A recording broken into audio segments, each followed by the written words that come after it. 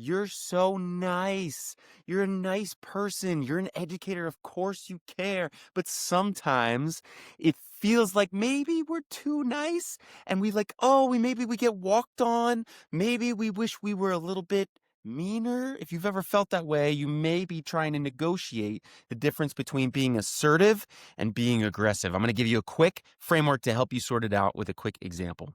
What aggressive communication looks and feels like is I'm superior and right, you're inferior and wrong. What it does is it makes other people defensive. It finger points and blames and accuses. It is not productive. Even though we think that maybe we need to be a little bit more mean, what we really mean is we really need to be more assertive.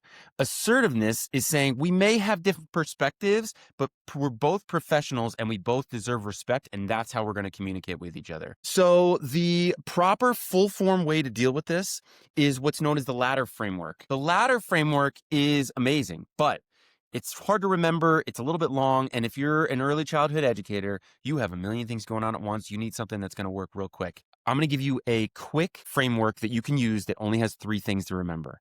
First thing is I notice. And the next thing that comes out of your mouth is observable facts. So there's no blaming. There's no opinions. It's just, I notice that X, something that is inarguable and is existing in the world, just the facts. The second part is I feel. I feel really centers you and your perspective, and it doesn't point fingers or accuse or blame, and it's going to be a lot less likely that someone's going to feel defensive. The last part is I need, and that is specific to the outcome that we are trying to align on, and that is a specific actionable request. Let's do a quick example. I noticed that the art supplies have been left out in the classroom for 3 days, period. I feel frustrated because I can't set up my afternoon activities. I'm concerned about modeling organization with the kids, and our parents are coming in, and I want them to feel like they're in a safe space for creative play. I need to establish a cleanup routine for shared spaces by the end of the day.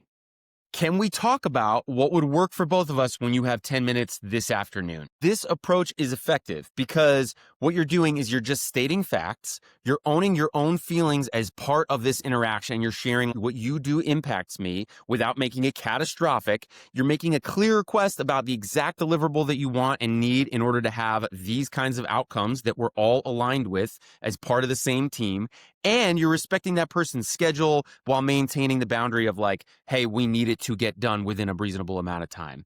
That is high-level leadership. That is assertiveness, and people love assertiveness. What you've just said is, here's the impact. Let's try to solve this together. Developing this skill of being assertive is a core component to effective leadership and makes people want to follow you, which is completely different from fix this now on my terms. If this was useful and you want to share it with people, go ahead and share this video, or there's a downloaded one-pager with a couple other examples that you might find useful. I hope this helps.